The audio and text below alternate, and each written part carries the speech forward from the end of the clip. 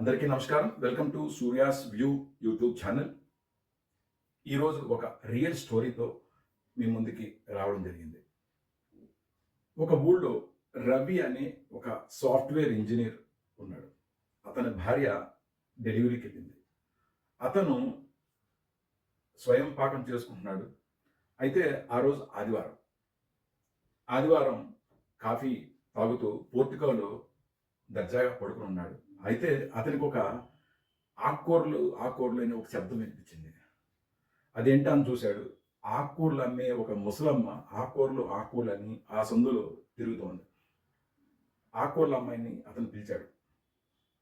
ఈ అమ్మ, నాకు పాలకూర కావాలి, 10 రూపాయలకి ఎంత అని అడిగాడు.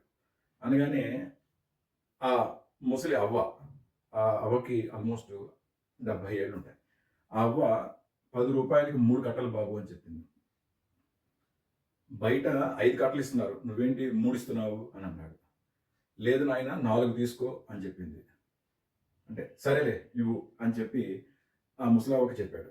సరే బాబు, నువ్వు కొంచెం ఈ గంప దించు అని చెప్పి కొంచెం సాయం చేయమని రవిని అడిగింది. ఆ రవి గంప దించి కింద పెట్టి తను 10 రూపాయలు ఇచ్చి 4 పాలకూర కట్టలు తీసుకుని మళ్ళీ గంప పైకి పెట్టాడు. ఆ పెట్టేటప్పుడు 2 పాలకూర కట్టలు హస్తలాగం చేశాడు. ఆ ముసలావిడి వెళ్ళిపోయింది. వెళ్ళిపోతున్నప్పుడు ఆ రవి ముసలిదానికి ఎంత ఆశో, 10 రూపాయలకి బయట 5 కట్టలు ఉంటే 3 అమ్ముతోందని చెప్పి ఒక లూజ్ కామెంట్ కొట్టేశాడు. అట్లాగే తను ఆ సందులో కూరలు అమ్ముతున్నప్పుడు రవి పిలవడం, తనకు కావాల్సిన కూరలు కొనుక్కోవడం, ఆ బొట్ట ఎత్తేటప్పుడు 2 వంకాయలు, 2 బీరకాయలు, 2 బంగాళదుంపలు తను చోరీ చేయడం అనేది కంటిన్యూ చేస్తున్నాడు. ప్రతిసారి ఆ ముసలిదాన్ని తిట్టడం, కొనుక్కోవడం అని జరుగుతుంది. ఆ అవ్వ ఆ లైన్లో కూరగాయలు అమ్ముకుంటూ రవి ఇంటి దగ్గరికి వచ్చి, బాబు కూరగాయలు కావాలని అడిగింది. రవి, అవ్వ నాకు గోంగూర కావాలి అని అన్నాడు.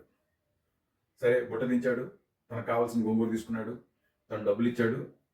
బుట్ట ఎత్తేటప్పుడు అతను రెగ్యులర్గా ఏదైతే చోరీ చేస్తాడో అలాగే 2 గోంగూర కట్టలు తీసుకుని ఇంట్లో పడేసేసి బుట్ట పైకి ఎత్తి అవ్వనెళ్ళమన్నాడు. అవ్వ వెళ్తున్న క్రమంలో ఒక చిన్న పాప, ఒక 8 ఏళ్ల పాప ఏడుస్తూ అమ్మమ్మ అమ్మమ్మ అని గట్టిగా ఏడుస్తూ అమ్మమ్మని వచ్చి గట్టిగా పట్టుకోగానే ఏమైంది తల్లి అని ఆ అవ్వ అడిగేటప్పటికి, నన్ను స్కూల్లోంచి పంపించేశారు, ఫీజు కట్టలేదని అంది. అనగానే రవి, ఎవరవ్వా ఈ అమ్మాయి అని అడిగాడు. నాయన కొంచెం బుట్ట దింపుతావా అంది. బుట్ట దింపాడు రవి.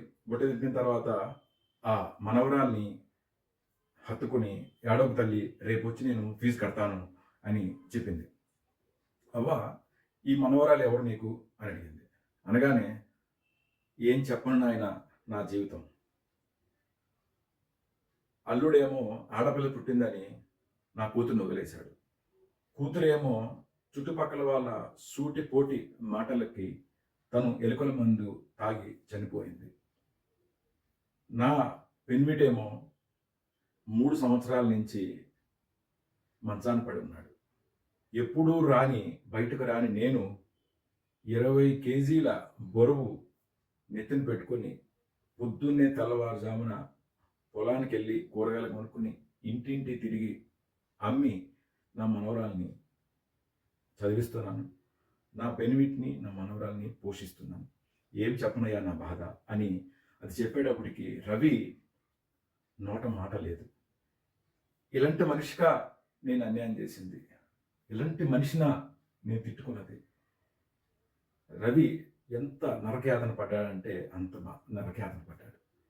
చిచి, నేను ఒక మనిషినా, ఇంత అజ్ఞానమానాలో అని చాలా బాధపడుతూ అతను ఇంట్లోకి వెళ్ళి తన పర్సులో ఉన్న 5,000 రూపాయలను తీసి ఆ అవ్వకిచ్చి, అవ్వ, ఇది నీ మనవరాలికి ఫీజు కట్టు అని చెప్పాడు.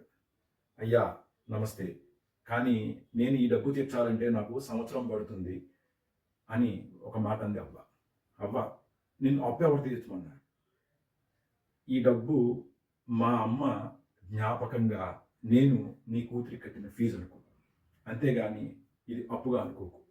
ఇప్పుడే కాదు, నీ మనవరాలు చదువు అయ్యేంత వరకు మొత్తం ఖర్చులు నేనే పెట్టుకుంటాను అని రవి ఆ అవ్వకి భరోసా ఇచ్చాడు. ఇది కదా మానవత్వం అంటే. ఇలాంటి మనుషులు మన సంఘంలో చాలామంది ఉంటారు. ఒంటరి మహిళలు అనుకోండి, ఒంటరి వారనుకోండి, వాళ్ళ ఫ్యామిలీ కోసం వాళ్ళు ఎంతో కష్టపడుతుంటారు. ఇలా కాయ కష్టం చేస్తుంటారు. వాళ్ళని చూడంగా చూడకండి. మీకు తగిన సహాయం చేయండి, సహకారం చేయండి. మన మానవత్వాన్ని కాపాడండి.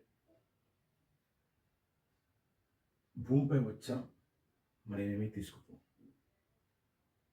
మన ఉన్నంతలో మనం సేవ చేద్దాం, మానవత్వాన్ని కాపాడదాం. Thank you so much.